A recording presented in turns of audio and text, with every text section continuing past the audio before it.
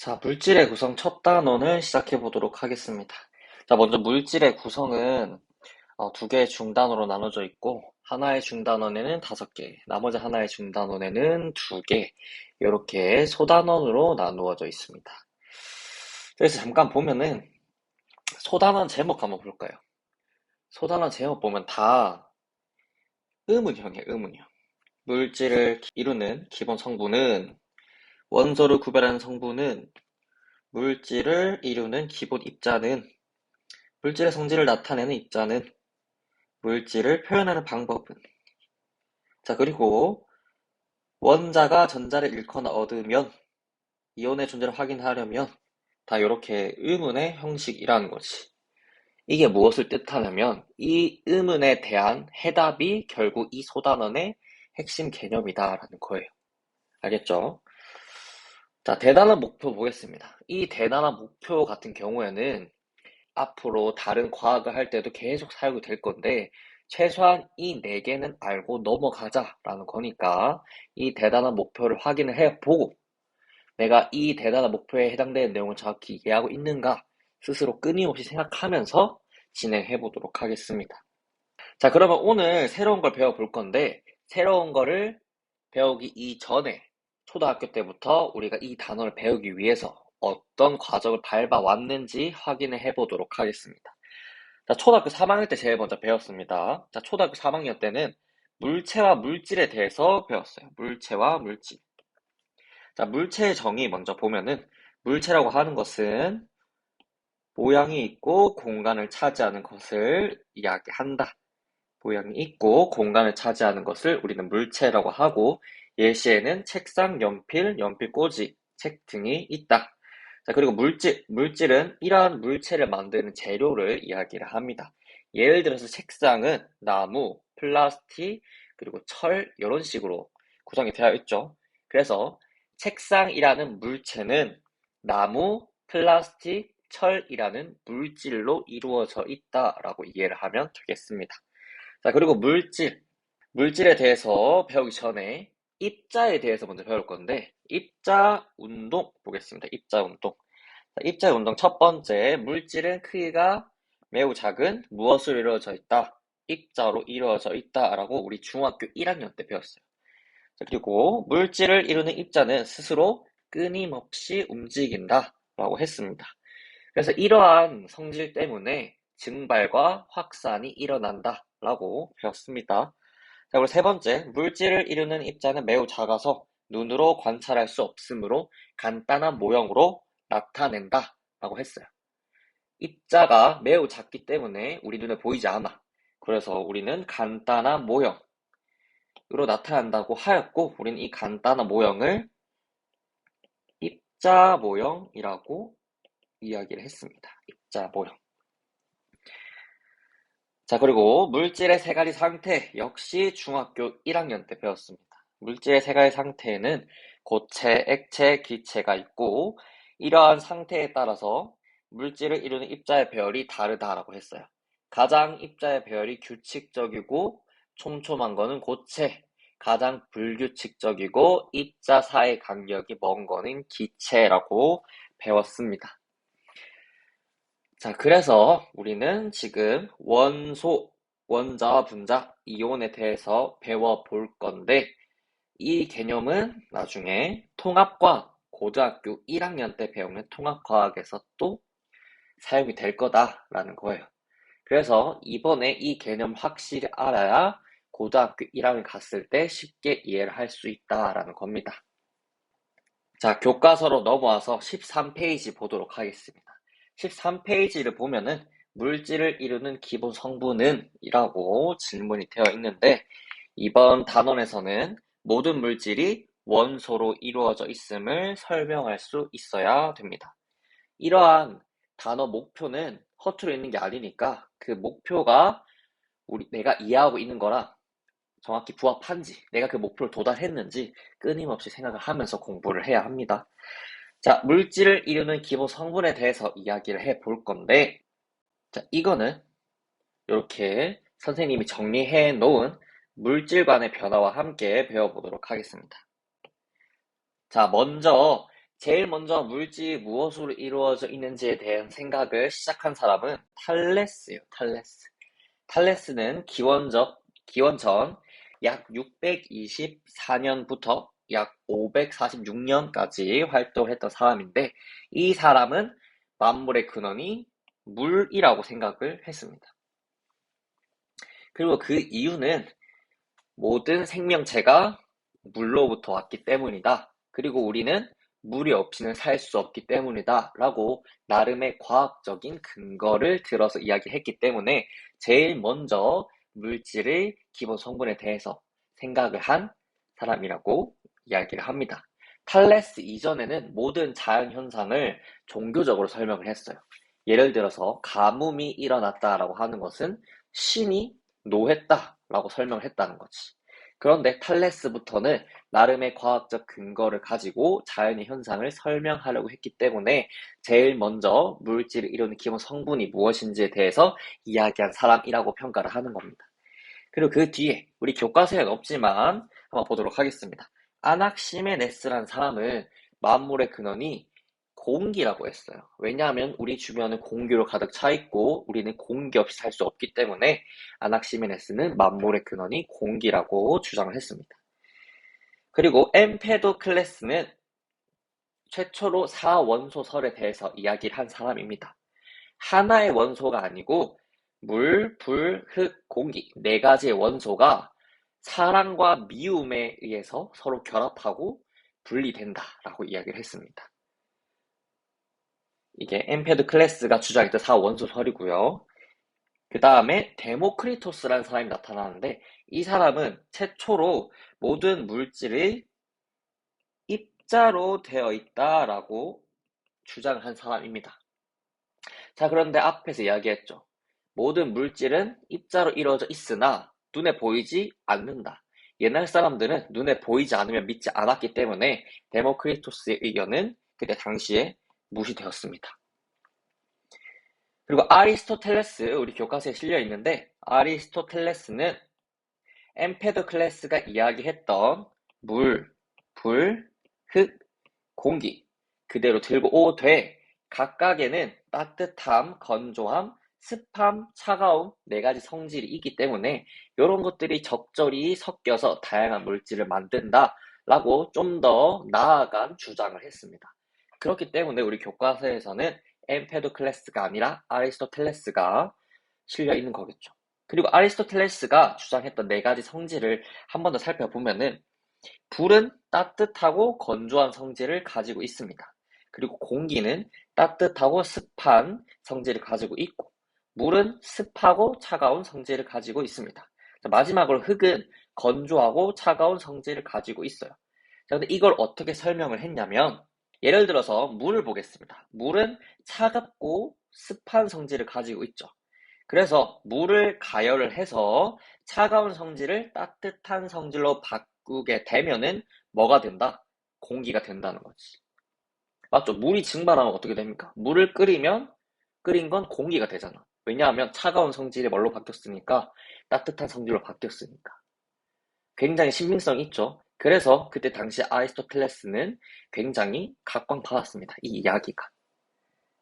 그리고 아리스토텔레스가 이야기했던 이렇게 서로의 성질을 바꿔나가면 다양한 물질을 만들 수 있다고 했잖아요. 그렇기 때문에 그 뒤에 연금술이 발전하게 되는 그 기초 이론으로서 역할을 했다라는 거예요. 연금술사는 금을 만들기 위해서 다양한 물질들을 계속해서 연구를 했어요. 물론 목적은 금을 만들기 위해서지만 다양한 물질을 가열해보고 끓여보고 다양한 활동하는 과정에서 과학이 많이 발전했기 때문에 연금술사는 과학자의 기원이라고 이야기를 하기도 합니다. 자, 그리고 그다음 보일을 많이 들어봤죠. 보일은 예전에 우리 중학교 1학년 때 보일 법칙 할 때 그 보일과 동일한 사람입니다. 자, 보일이 무슨 이야기를 했냐면 보일은 최초로 원소에 대해서 정의를 한 사람입니다. 원소. 원소라고 하는 것을 어떻게 정의를 했냐면 더 이상 분해되지 않는 가장 간단한 물질을 원소라고 이야기를 했어요. 최초로 원소에 대해서 개념을 내렸고 이때 내린 원소의 개념이 지금까지도 크게 변화하지 않았기 때문에 보일은 중요한 사람이라고 할 수가 있습니다. 자, 마지막으로 라부아지에 보겠습니다. 자, 라부아지에는 탈레스부터 라부아지에 이전까지 약 2000년 넘게 물이 원소라고 사람들에게 믿어져 왔는데, 라부아지에는 이 물이 원소가 아니라는 것을 실험을 통해서 증명을 해냅니다. 그래서 라부아지에는 약 2400년 동안 믿어져 왔던 생각을 실험으로 깨부쉈기 때문에 굉장히 중요한 사람이라고 할 수 있어요. 참고적으로 라부아지에는 물을 수소와 산소로 분리를 해냈습니다. 자, 아까 원소의 정의가 뭐였죠? 원소의 정의는 더 이상 분해되지 않는 가장 간단한 물질이었기 때문에 물이 수소와 산소로 분해되면서 바로 물은 원소가 아니라는 것이 증명이 되었다라는 겁니다. 이해됩니까? 자, 이렇게 물질관이 2400년 동안 어떻게 변화해 왔는지에 대해서 이야기를 하고 있는데, 자, 보면은 화살표 위에 있는 사람이 있고 아래에 있는 사람이 있습니다. 이 둘의 차이는 입자설과 연속설이에요. 자, 화살표 위에 있는 사람들은 연속설에 대해서 믿었던 사람들이고, 화살표 밑에 있는 사람들은 입자설에 입각해서 물질관을 설명했던 사람입니다. 자, 입자설과 연속설을 간단하게 이야기를 하면은 물질을 쪼개다 보면 더 이상 쪼개지지 않는 단위가 생긴다라고 하는 것이 입자설이고, 물질을 계속해서 쪼개면 결국에 무한하게 쪼개진다 라고 생각했던 사람들이 연속설에 입각한 사람들입니다. 자, 우리 지금은 뭐가 믿어져 오고 있습니까? 입자설이 믿어져 오고 있죠. 하지만 옛날에는 입자가 눈에 보이지 않았기 때문에 연속설이 맞다고 생각을 했어요. 자, 그런데 입자설이 이렇게 우리들한테 믿어져 오게 된 데에는 금방도 배웠던 보일의 역할이 굉장히 컸습니다. 자, 그러면 보일이 했던 실험을 한번 간단히 보겠습니다. 자, 먼저 제2자관인데 한쪽 끝이 막혀있는 제2자관에 수은을 넣어줍니다.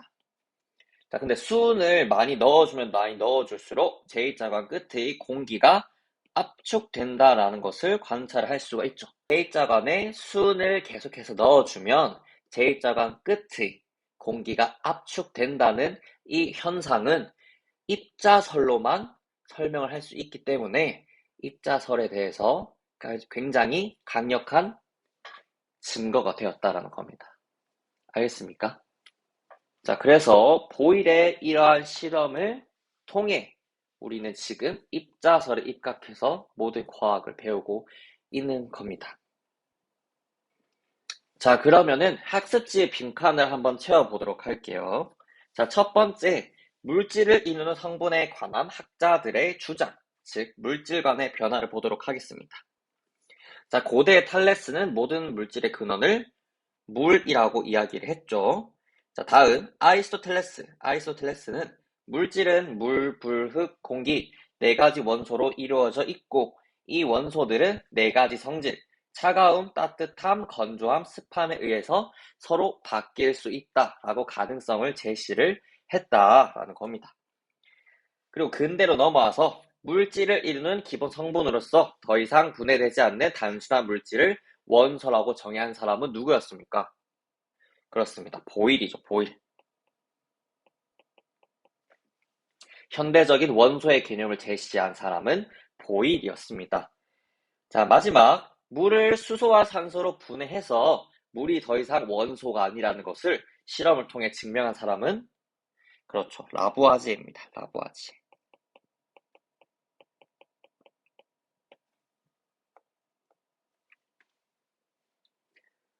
자, 이렇게 물질관에 대해서 이야기를 해보았습니다.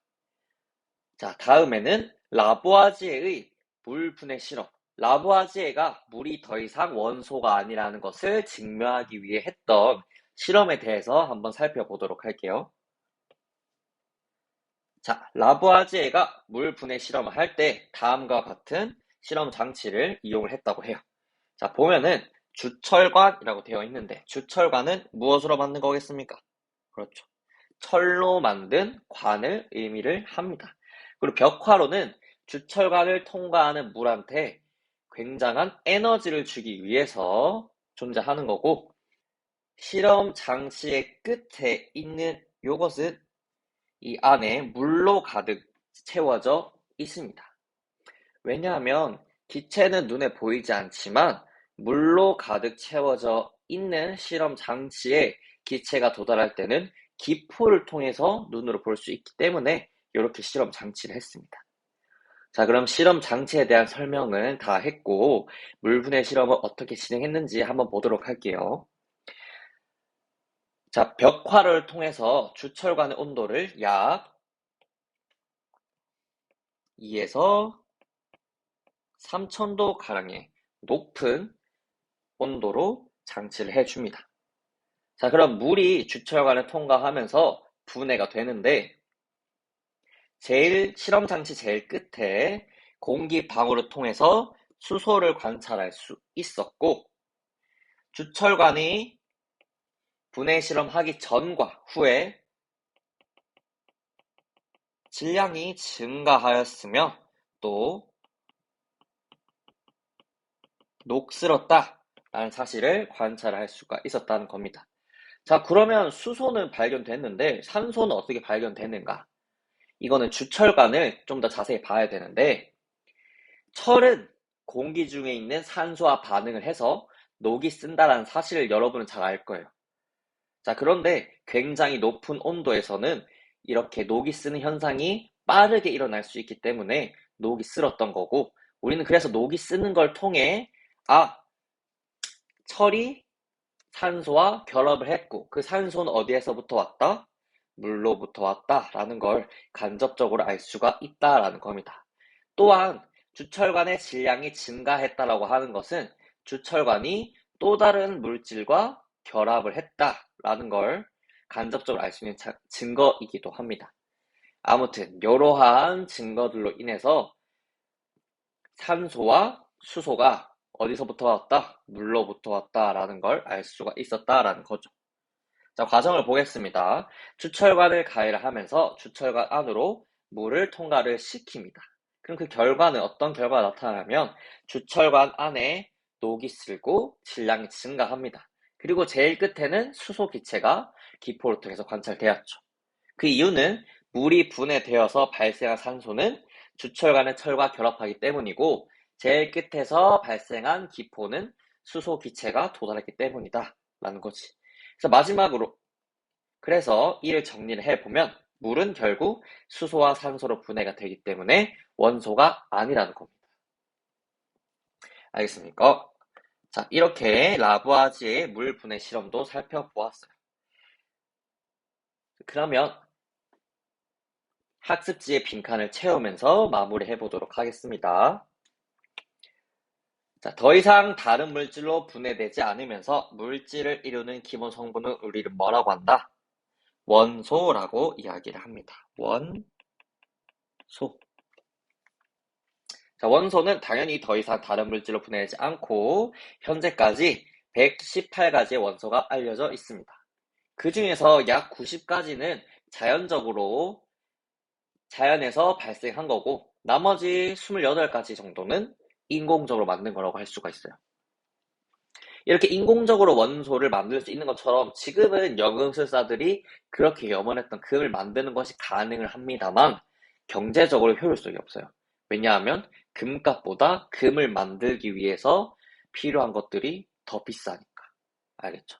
참고적으로 알아두도록 하고 현재까지 원소는 약 118가지 정도가 있습니다.